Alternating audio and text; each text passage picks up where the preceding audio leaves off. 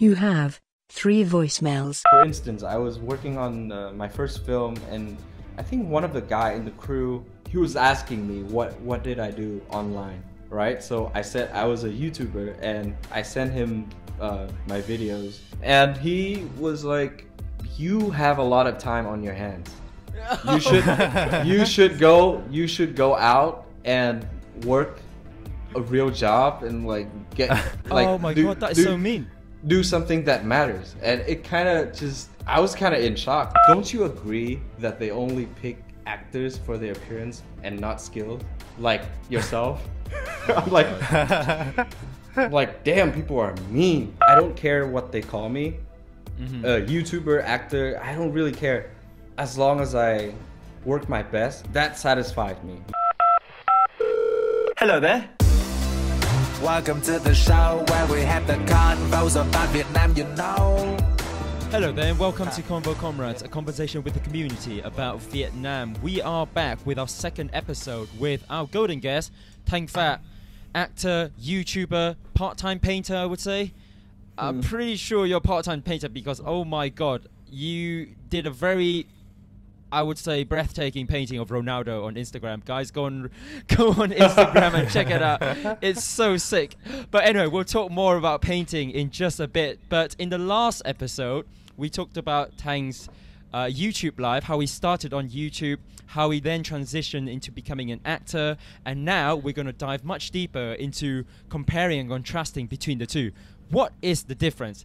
Let's start off with that question right away.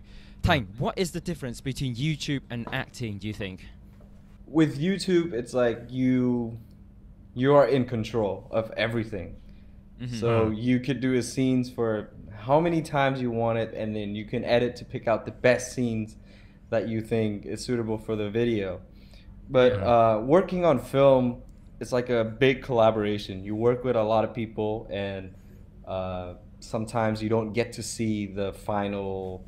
Like, you could do a scene, but then certain times you don't get to see what shows on the shot, and you don't get to choose the shot. So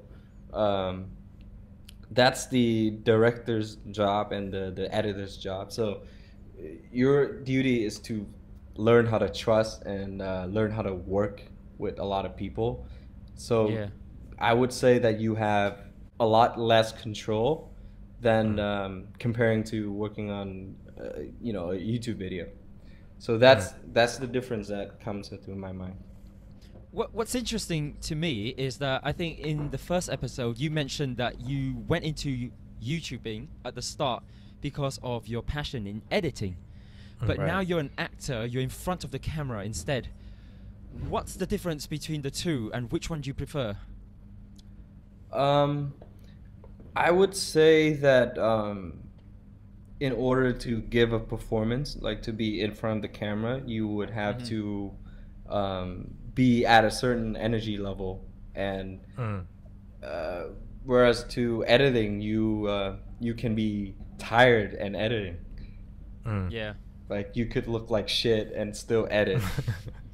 Like, not talking about. No. I don't take me wrong. I'm not saying appearance wise. I'm talking about the energy, because sometimes as an actor, if you don't sleep well, and then you have no energy, then you could look like shit. Like, you could have like dark eyes and your face is dull. You can't really emote.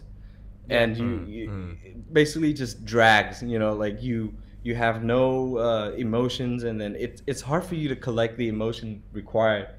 But then I could be, drunk and still edit.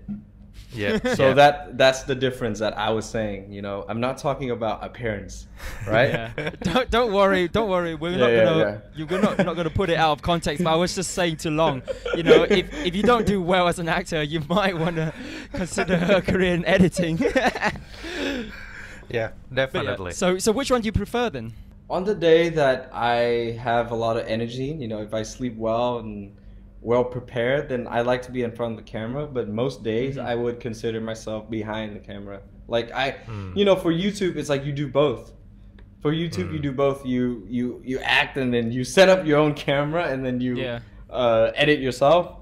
But I like both of it, because on YouTube it's more about your own personality and style. Like you can you get to really express what you think.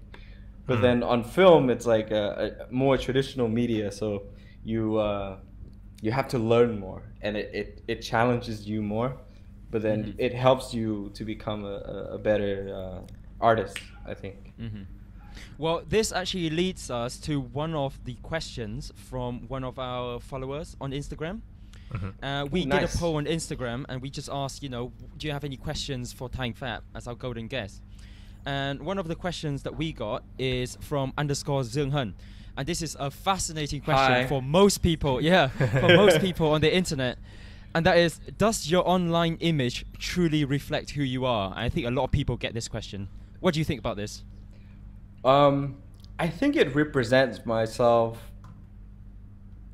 in about 80%. What I put out on the internet is truly what I really think deeply in my mind. So all that positivity and I believe there's some humor, which is also true. I try to put out the best that represents the best out of me.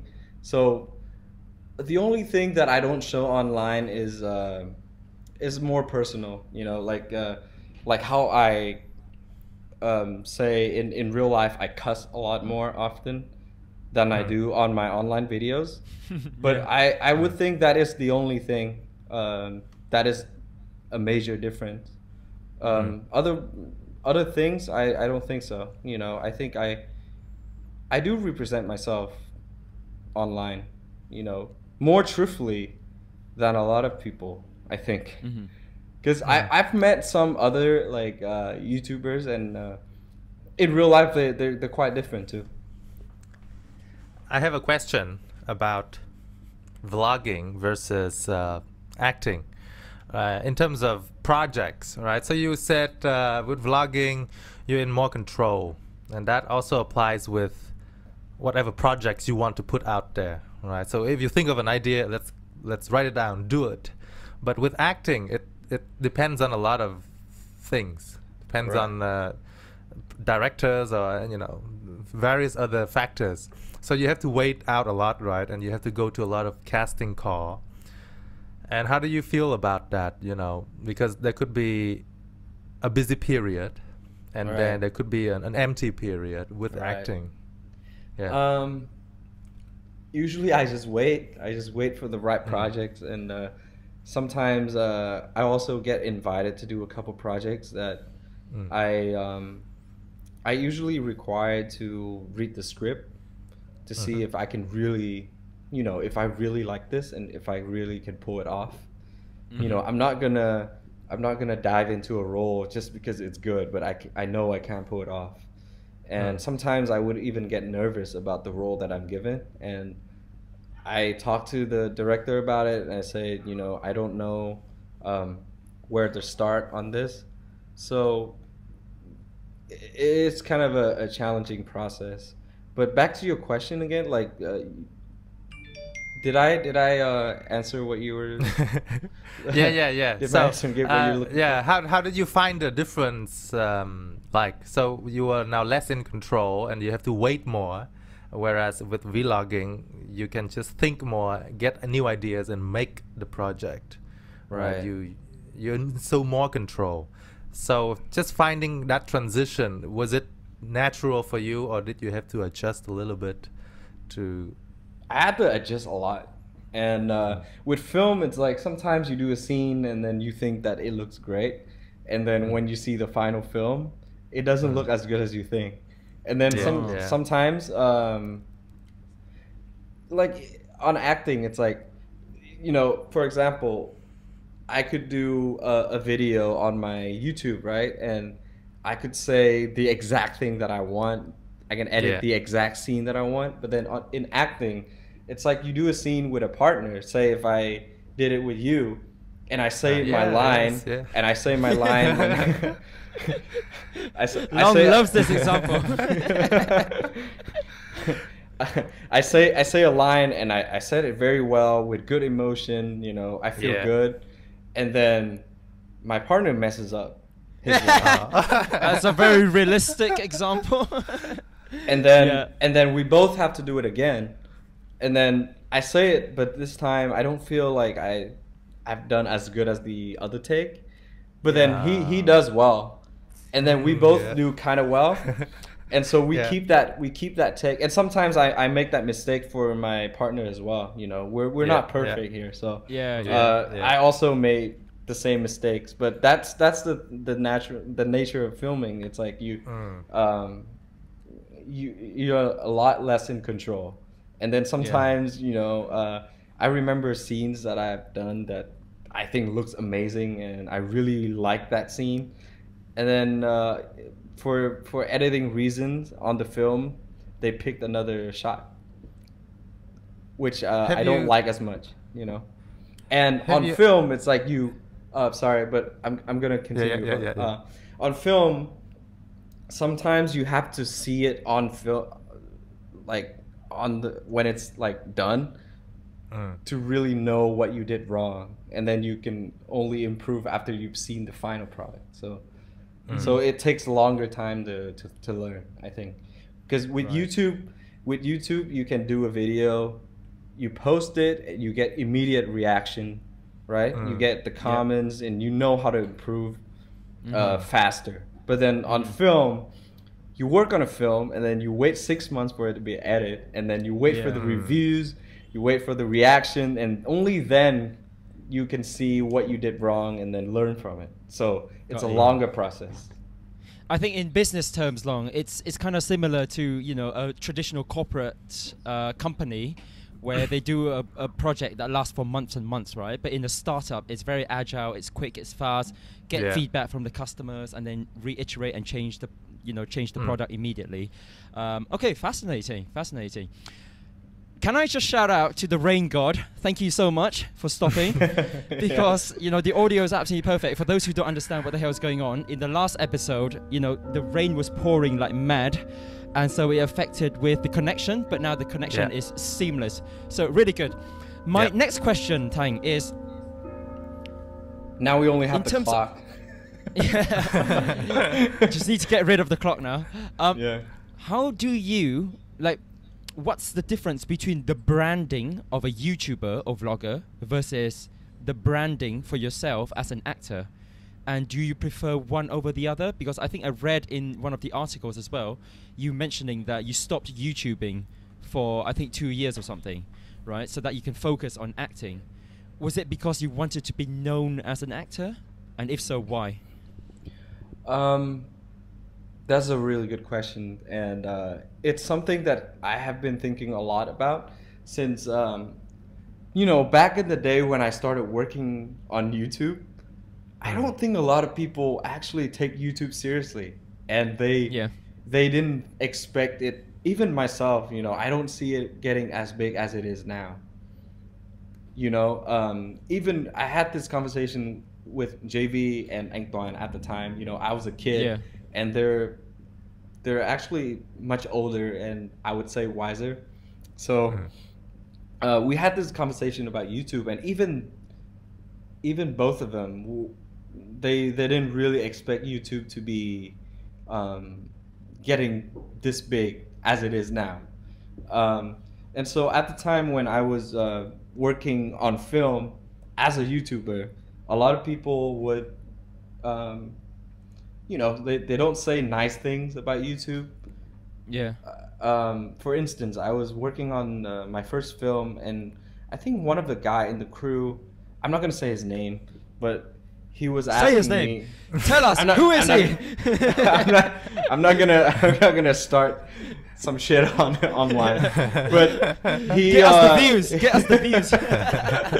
No, kidding. All right, go on.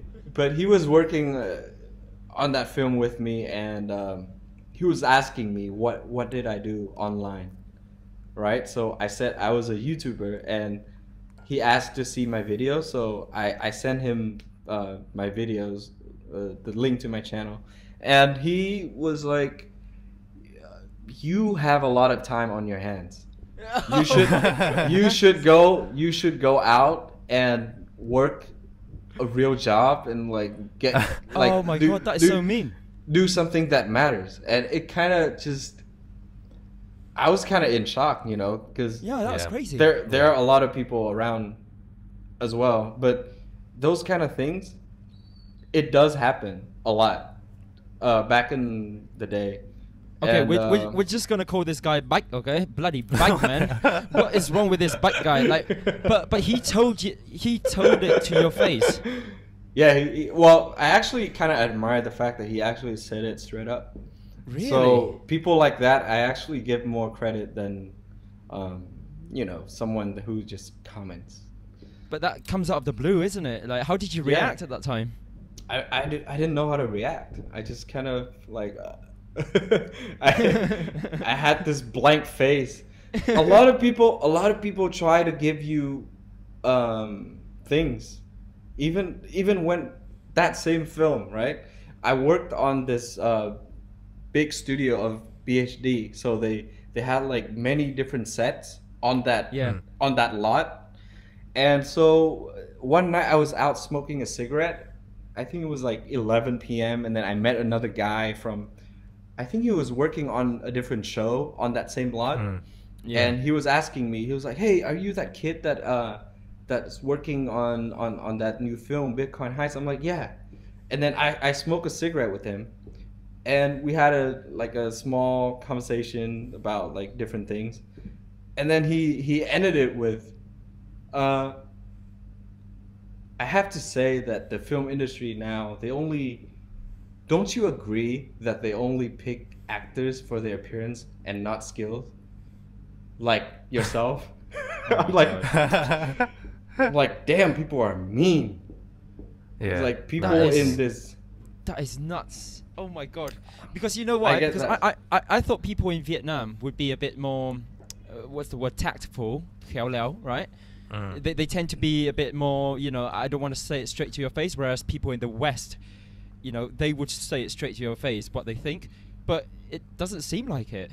No. Well, for my own experiences, then I've got a lot of people like done stuff to my face, and so yeah, but you know, you can only take it as it is.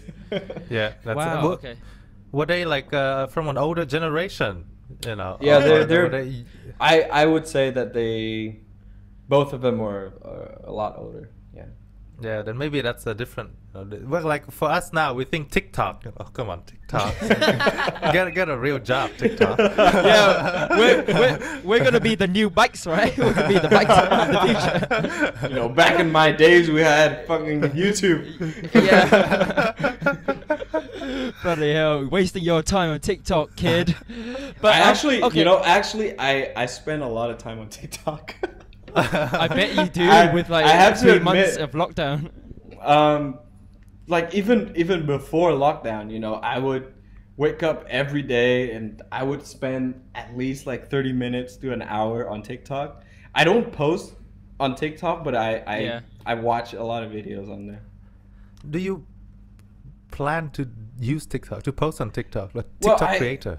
I do it for fun, because TikTok is basically like a Vine, if you guys remember Vines, right? Yeah, Vine was so great. I used to like Vines, and even on my Instagram I used to make a lot of short videos, just because I do really like making short videos, but I don't think I have what it takes to be a TikToker, you know. I don't think I can make a video once in a while for fun, but I don't think I'm the guy that can make one TikTok every day, you know. I don't think I'm that kind of person. But not that there's anything wrong with it. It's just I'm saying for myself, I enjoy TikTok. I enjoy watching it. I would occasionally make a video because I like it, but I don't think I can be like a professional like a TikToker or even YouTuber for that matter, you know? Yeah, it's hard to commit your time. It's Right. a lot of effort, it's a lot of energy, isn't it? A lot more work than people think. Yeah. So going back to the point on branding then, a YouTuber or internet personality versus an actor, were those conversations, did they in a way impact you in terms of how you perceive the branding and how you want to position yourself? It really does affect me though, because of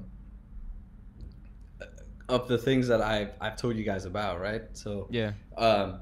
It led me to thinking that, you know, if I kept working and if I kept going on YouTube, Yeah. maybe they wouldn't recognize me. Because also, you know, coming into Saigon, I get a lot of influences from other people saying like, oh, you want them to call you a YouTuber actor or something, which at the time I don't really think in those terms, you know. I only think that, you know, I don't care what they call me, YouTuber, actor, I don't really care. As long as I work my best and put out like a good performance, like work in a good film, then that satisfies me, you know. I don't care about labels. But a lot of my friends are also artists, and they kind of influence me in the way of thinking that you shouldn't let other people consider you as a YouTuber going to do film. You know, you should have this actor title, and so it kind of influenced me to think that, you know, I should take a halt on YouTube so that they get used to the title of Huyme the actor, not Huyme the YouTuber. But I think that was a wrong move.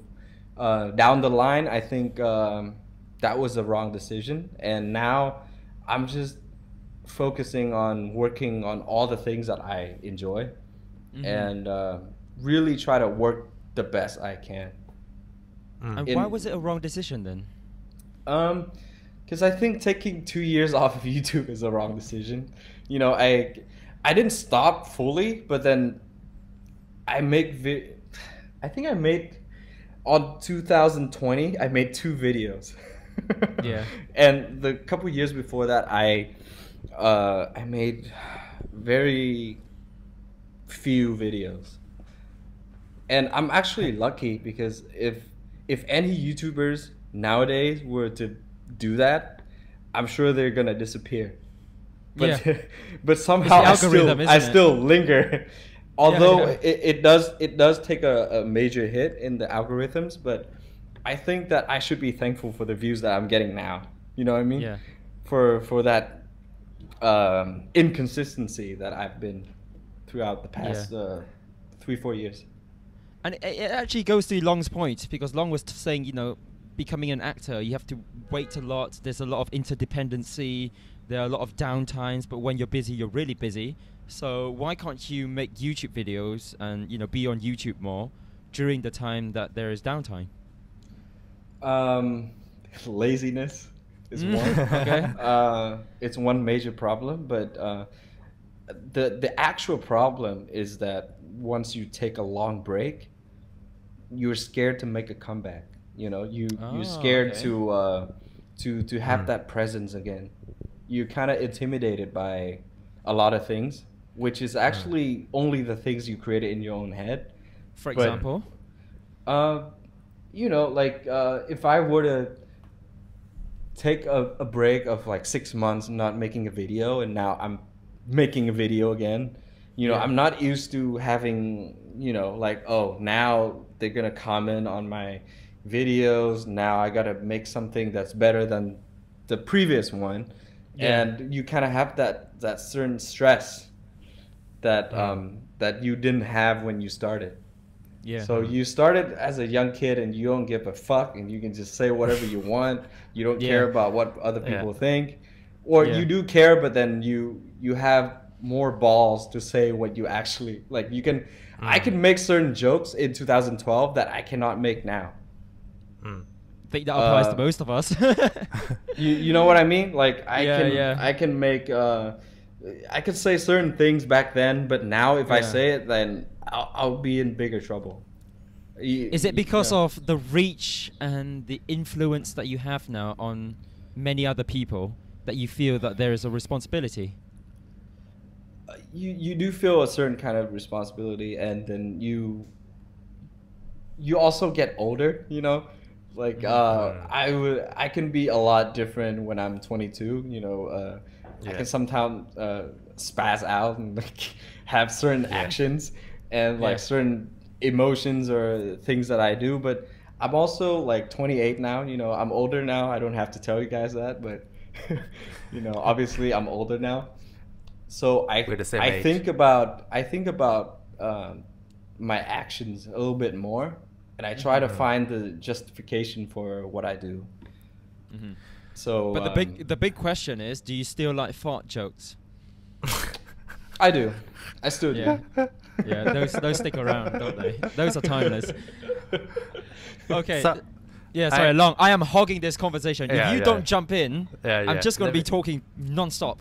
I want to have this crazy idea, right? Have you thought about vlogging while acting? Vlogging on set. Hey guys, I'm on set now. Right. Would that work? I have thought about it, and I have actually done it, but then in reality, it actually takes a lot of energy.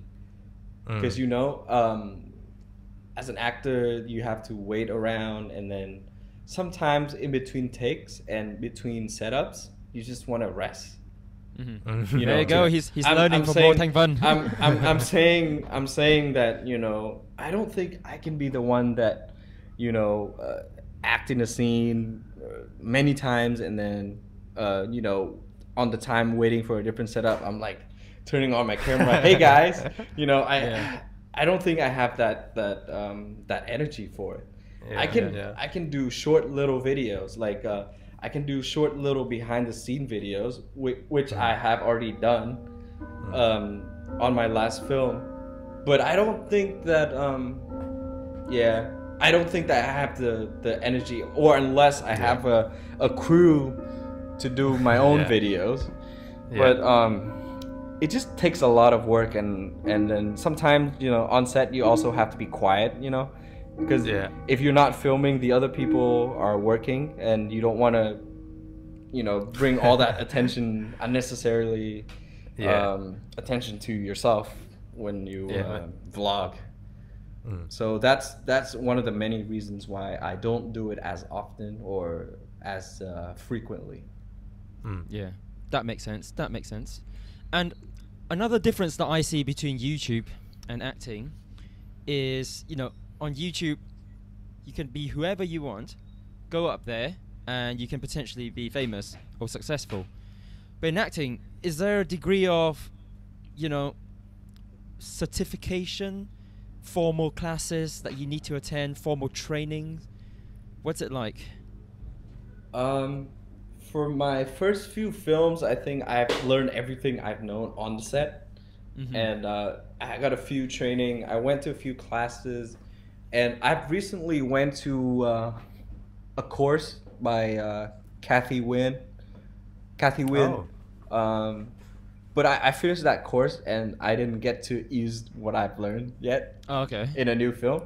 But I think for an actor, definitely, if you get a chance, should take classes. You know, I always try to learn more if I have the time to do it. I've read books. I buy a lot of books about acting, and have given me books about acting. Reading books is like, it helps you to know it, but it doesn't help you in terms of performance.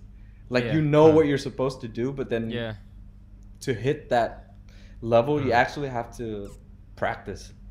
And so, you know, I took that course, and even on different films, you know, sometimes in pre-production, I also take like small classes, you know, 3-4 sessions of acting.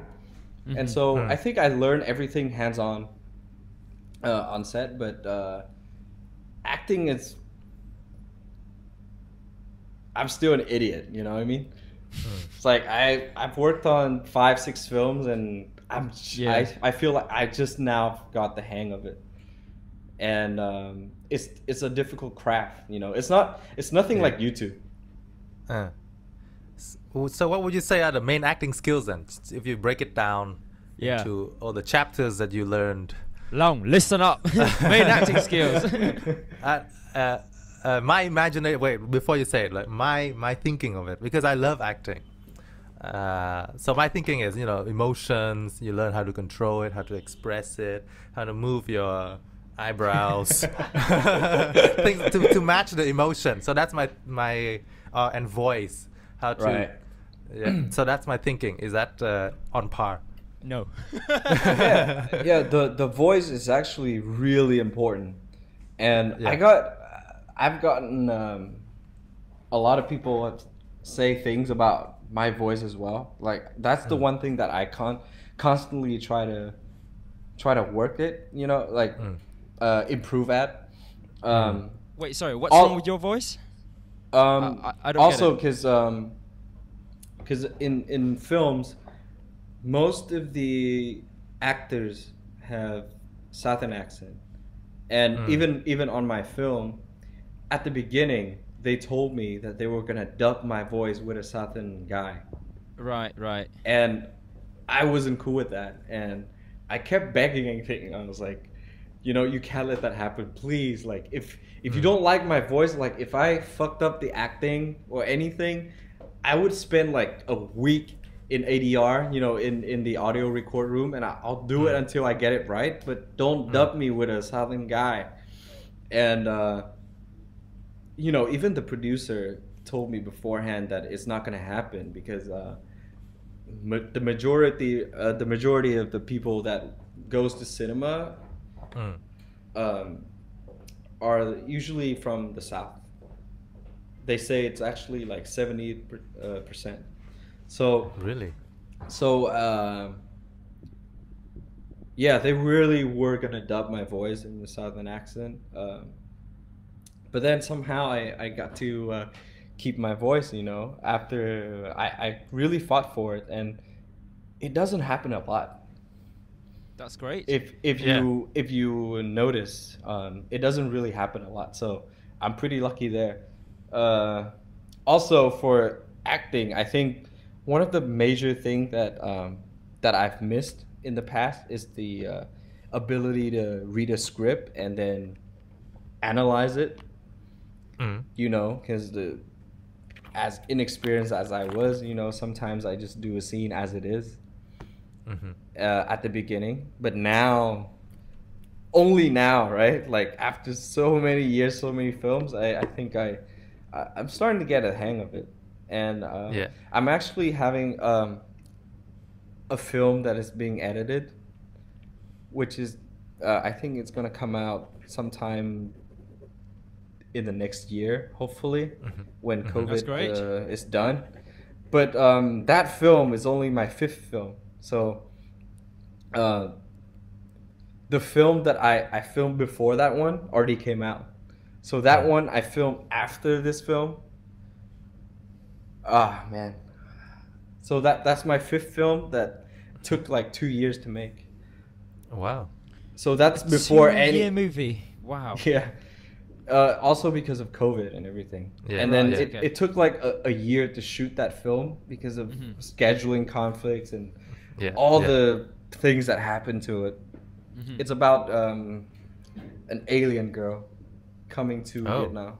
So Nice. Wow. Thank God, aliens! You guys are choosing Vietnam now. Like it's always been New York City or Hong Kong or. No, it's great. Choose us. Come, help to boost the Vietnam tourism industry. No, but that's great. I guess the silver lining here is that you managed to get all your acting and all the filming before COVID hit, right? So now it's in the editing stage. Right. Otherwise, if COVID hit like midway, then it's going to be quite a long delay. So no, fascinating. Long, are you happy with the answer in terms of acting skills, or do you want to know more to break into the industry? No, I think I've known quite a bit now. Thank you. Very insightful. I can be an actor now. Definitely, I need to take classes, but now I get the overview. Did you just say that you can be an actor now? I can take steps to learn and become an actor. Yeah, I think that's the right phrasing. Okay, so going back to the transition and sort of rebranding, right? You see a lot of people in the showbiz industry rebranding themselves. So you see people like Chi Poo. She was previously, considered a hot girl. I think that's the only term that Vietnam uses. No other country uses that term. But she was a hot girl, and now she's become, a singer. And then you got JV Evermind, your friend as well, who was previously a YouTuber, but I think he's rebranding himself as a director. Right. So, how important is this rebranding aspect and making sure that you're stuck in the minds and the mentality of the end consumers and the mass, the population really, as a particular role? How important is it to sustain your career? This is something that I actually am not very good about. I don't think that I'm very good in terms of branding myself. But I think it's pretty important since, I understand that for every artist, actors, sometimes they change throughout their career, and they had different stages, right? To keep the audience interested. But that is something that I think for me would just have to be natural. I cannot be the same Huyme on YouTube for 8 years and then all of a sudden become someone else, totally different, dressed different, and became like a different person. So I think that's the transition has to be more gradually, and I think it needs like many mini stages before it gets to a different stage. Right. I think even with JV, he tries to have that that more mature image. But even so, like, I think his short film was really good.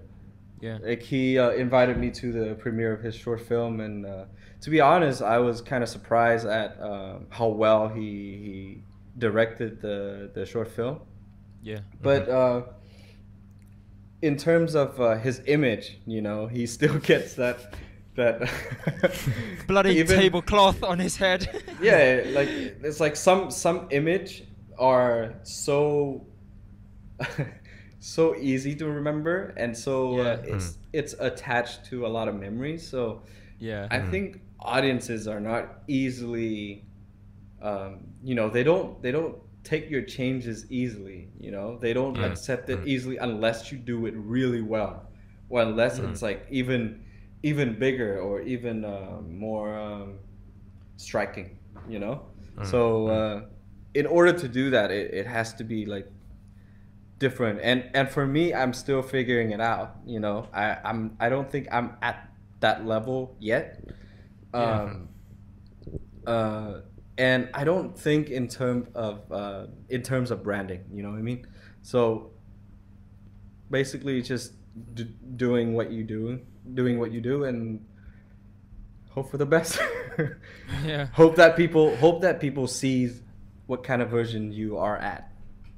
Mm-hmm. Yeah. And for the film industry, you said you have to relocate to Saigon because that's where most of the filming is, right? Yeah. At the beginning, it was pretty easy to make that decision since I came to Saigon, and it was always noisy, and I was welcomed there by friends, and a very beautiful city. I like the liveliness of the city, and a lot of the filming and even like commercials and stuff, it happens there. If they were to book you from Hanoi, then they would have to also pay for your flight tickets and hotels. So they usually would try and find someone who's already in Saigon, and moving in there means that you're easily accessible to get those deals and stuff, and rightly so. When I first moved in, got a lot of jobs and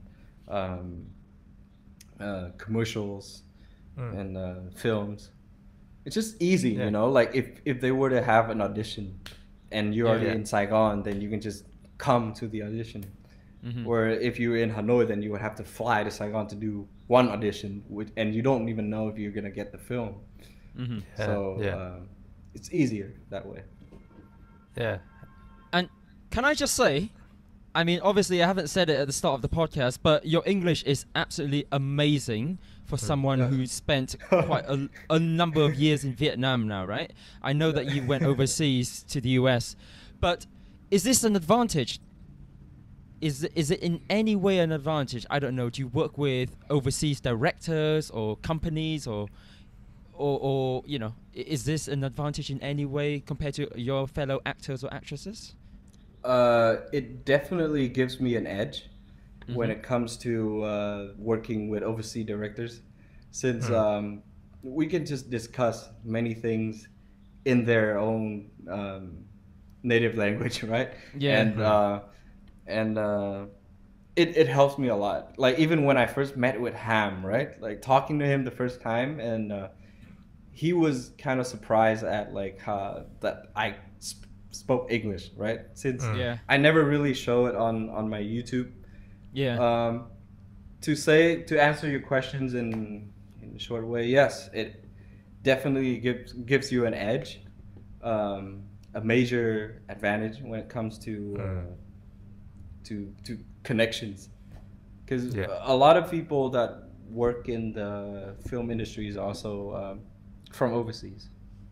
But you know, I haven't really spoken English in the past like 2-3 years. You know, it got rusty.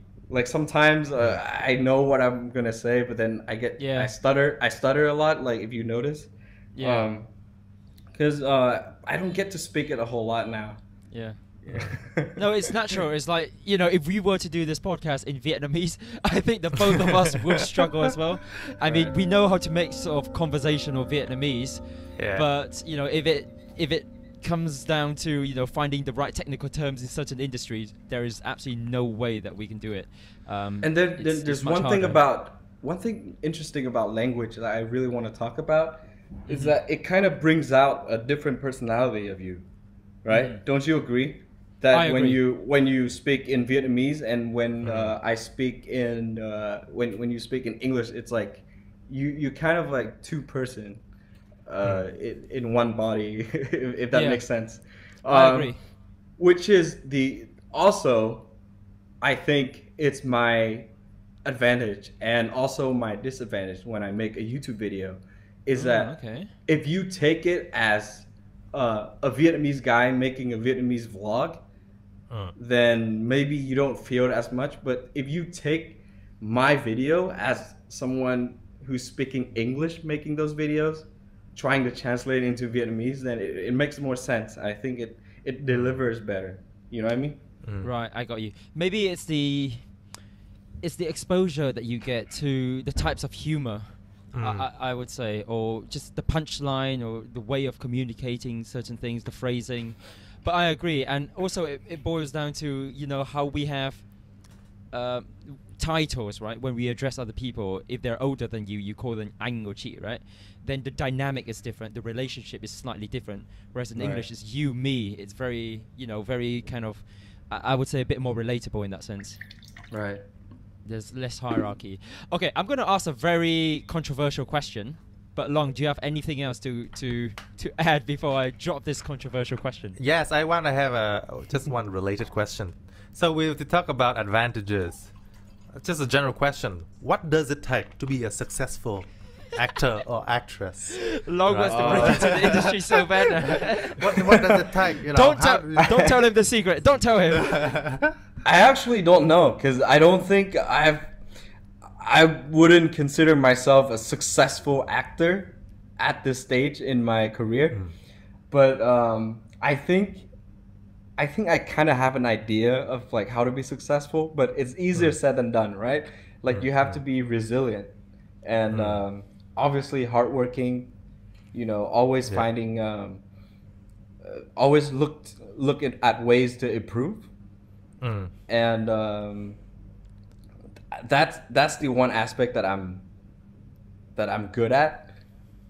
Maybe not actually getting better, but to show others that I'm actually taking my time to learn things about acting. You know, show your dedication sometimes. Even for that previous film, right? I had to. They say in the script that I had to do a Michael Jackson dance, which I had no clue because I don't dance, right? Like you're a dancer, you would what know. What you on about? You hang out with us. You should be picking up some moves from us.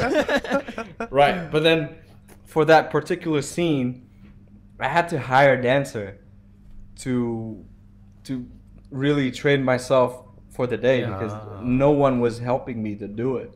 And it doesn't really look that great, you know, but I did try my best. And that's something that that I think a lot of actors should do.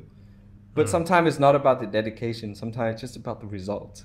Like if it doesn't look good, people are still gonna think that you're lazy or you're, you know. So you have to be dedicated, but also like the results are important. Very, very insightful. Thank you. Is it insightful, Long? Is it? I'll meet you on the inside of the film industry. Oh my god. Okay.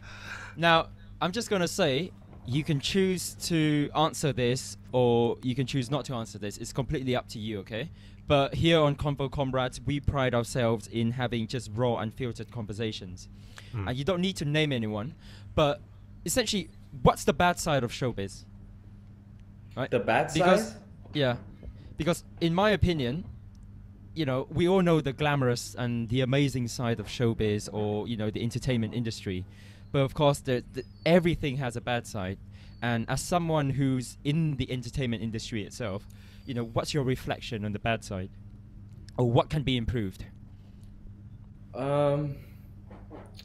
Well, to be completely honest, I don't really enjoy being in events and stuff, which is why I tend not to show up to a lot of things. Only the things that are mandatory or really big events, and but then you know that it's your job to be present and to show up at events like that, you know. To me, you know, I'm actually a really simple guy. Like I don't like to be doing promos and like shows and all that stuff when there's a lot of people, because you just have to show up, and sometimes you don't really know the person, but you have to make conversations, and I'm not really good with small talk, you know. So I'm also like, as I said before, I'm a little bit naturally shy when I'm out in a big crowd. So I don't really enjoy all those things, but sometimes you just have to do it because it's your job, and you understand that that's something that is mandatory. And that's the thing that I don't like personally. Also, I don't really have that many close friends in the industry. Recently, I worked on that film. I only had my role wasn't that didn't take a lot of screen time. I played a best friend of the main character. So I think for me, I like working on film. So I usually only hang out with filmmakers and fellow actors, you know. I don't really have many friends as singers or to know a whole lot about their business, you know what I mean? And the bad sides, I don't think I've seen much, you know, rather than the things that I don't like, that I don't enjoy, which I've already said. Bad sides, the bad sides, I can say a lot of people try so hard to get in. You know what I mean? Are you taking a stab at Long now? No, but Long doesn't you know, Long has no chance. No. He doesn't like takes his pants off and like creates drama or things like that. So Are you one, sure one about thing that? one thing that I can say is that a lot of the things that they created for people to I don't like that size, you know, Yeah. of creating drama so that it draw attention to other Yeah. people, you know. That's something that I really don't like.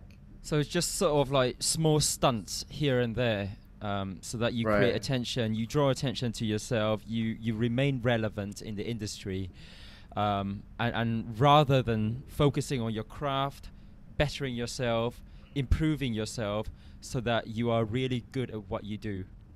Right. Interesting. Sorry, Long, you were about to say something. Yes. I have another follow-up provocative question. Wait. Okay. If that's the case, can I just finish my follow-up because it's related Okay. to this question? Okay. No, but I was just going to comment, you know, in terms of the events or the shows, I think sometimes when I don't watch a lot of entertainment industry shows, but my partner does. She loves showbiz. So every now and then I would also watch along, and sometimes you do see certain artists or internet, you know, personalities when they go on shows, but they kind of feel like you. They don't blend in. But then there are certain people who really have that, I would say they're good at manufacturing the chemistry. Right. And they're able to do it in front of the camera. And that's why they do relatively, I would say, better, or they're more well received by the public opinion, because they're Right. just able to put on that, you know, you can call it a facade, Right. you can call it, you know, it might even be a skill, to be honest. Yeah. Yeah. And sometimes it's fake too. Yeah. And even myself, like I don't watch a lot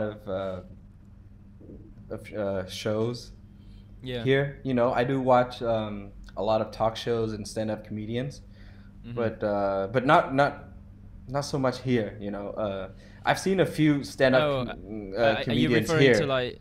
Oh, okay. Are you referring to Yeah. like Kevin Hart or all those guys? Yeah, Kevin Hart. So funny. Oh my god. What's that guy with the teeth, like the white Dave guy with the Chappelle, is it? No, key- Dave the key. Chappelle. Dave Chappelle is different. He's a really young white guy, like skinny, but I forgot his name. David Spade as well. Jimmy Fallon, Jimmy Kimmel. Those Yeah, are the yeah. people. Conan. Those are the people that I Conan, yeah. actually follow. Yeah. Oh, you know what? I'm so sorry, Long. I'm gonna follow up now. But you just mentioned quite a number of stand-up comedians there, or it seems like you consume content from the West more than content in Vietnam, for example, and that definitely shapes your sense of humor, right? And what you think is funny and what's not funny. I'm gonna raise my hand here. I'm gonna say that sometimes when I watch shows in Vietnam, I don't find them funny at all. And you know, there's a lot of all these like bloody noises, like bong, bing. Yeah.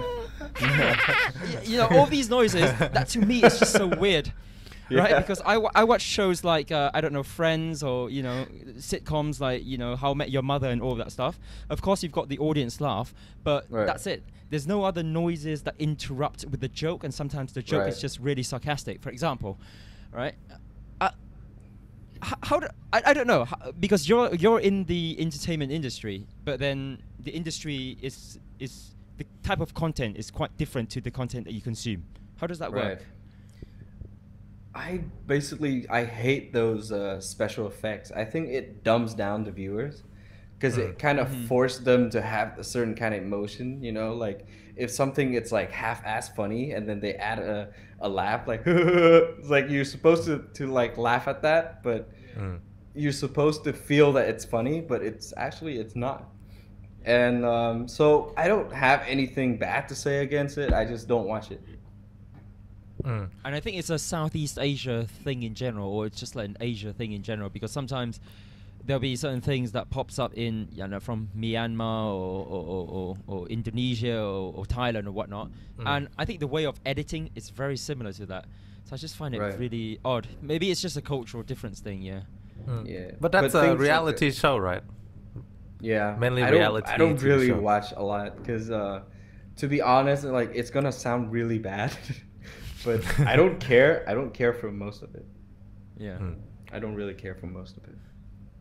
Can I get to no, my question all now? yours now. All yours. I'm sorry. You guys steered it to like a serious section now, but I'll steer it back to provocative. Okay. Dangerous. Okay. So when I was small, teenagers, we often have this joke, you know, in order to get the part, you sleep with the director. What? Okay. Okay. No, that's a real. Okay. But No, yeah. it's a real joke, right? People joke about it, and I don't know if it's real or not. So I'm gonna be bold here Okay. and ask you. Okay. This is these- actually really good questions because Do you sleep with the director? that's the exact same things my friends told me when I were about to move to Saigon. It's a really funny thing because like I think those things are true to some extent, especially with like Hollywood, right? But Yeah. I was just a kid, you know. I was 21. I got that audition, and the first time that first ever screen test, my role was to be tied in a chair, and so Okay. I was scared. I was like, I don't know what this is gonna be, you know. I haven't even met the guy, and then the emails in my junk mail, you know. So a lot of things could happen. So at the time, JV was already living in Saigon, so I came to his house. I told him about the audition, and I was like, dude, like if you're gonna drive me there and then wait for me outside in your car, like if I don't text you back in 15 minutes, you just come right in. Like, nothing gonna happen to me, right? So I've worked in the industry for I think 5-6 years.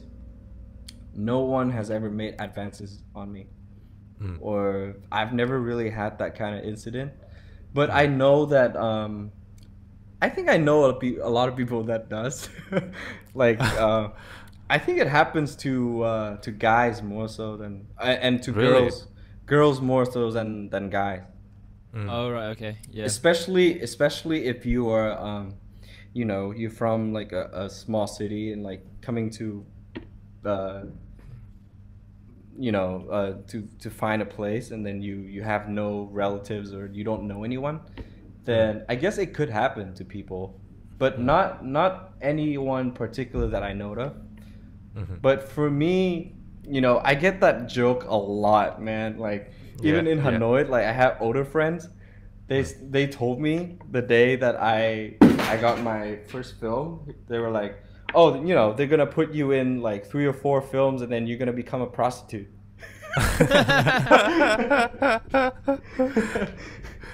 And then they're gonna force you into prostitution. That freaks me out, man. But yeah, but working, I've realized that a lot of people are just real filmmakers, or at least the one that I've worked with, you know. Yeah. Great. No one has that ever clarified. grabbed me by the balls or like made me suck a dick for a role. No, that didn't happen. That's good to know. I was. Oh, is it good to know, Long? Are you quite disappointed, Long? No. I feel safe now. I can enter the film industry the legit way. Well, just prepare yourself, groom yourself, Long, before your audition. Okay, yeah, that's Okay, my question. are you done with your provocative questioning? Yeah, that's it. That's That's done. a dying thing that you want to know. Do you have any quiz or stats for the acting industry? I do have a quiz. A quiz? Just a fun. Yeah, Yeah. just a fun Oh, one. shit. Okay. Let's just see if. we just want to test if our guest actually knows what he's talking about. Holy shit. Yes. two simple questions. Okay. Okay. So the first question is, do you know when was the first ever film in Vietnam?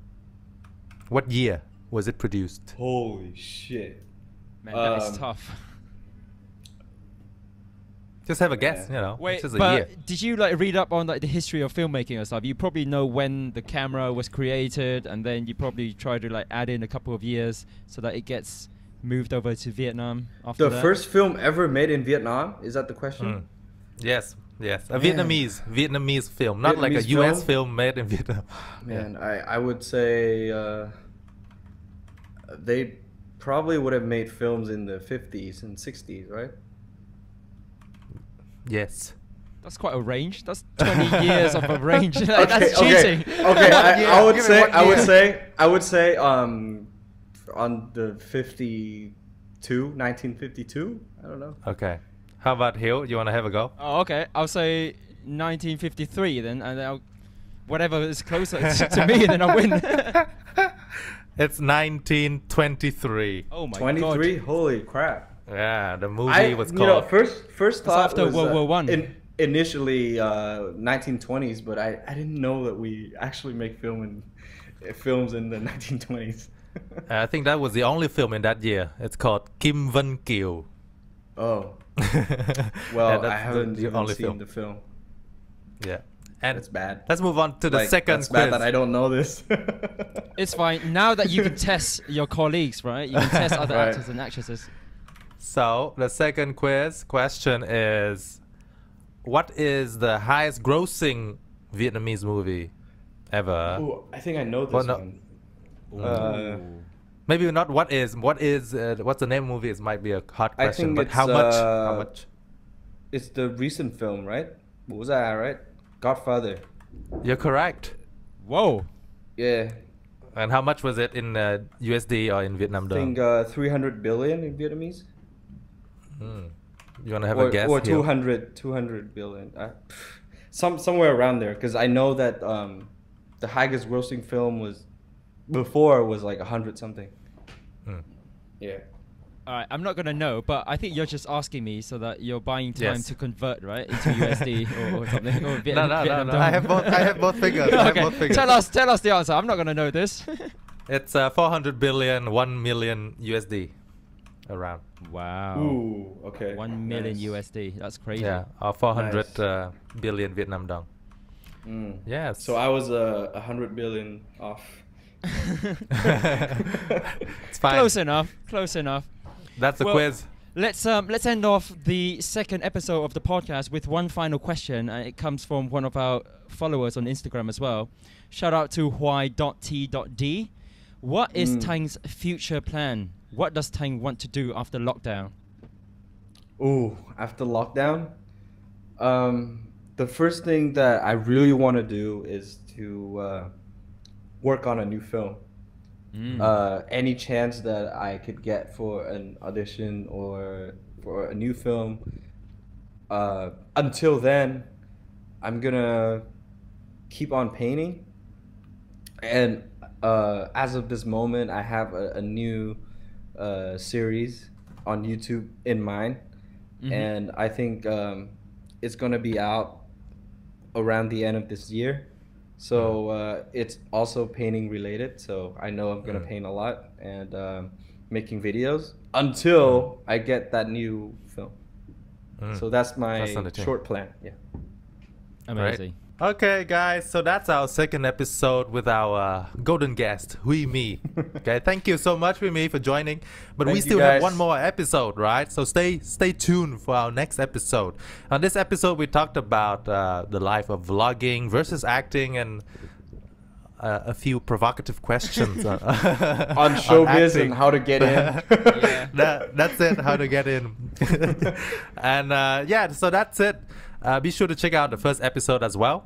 And that's it for now. Join us, follow us on Convo Comrades on all social platforms, Instagram, Facebook, Spotify, Apple Podcasts. As for now, bye-bye. Bye.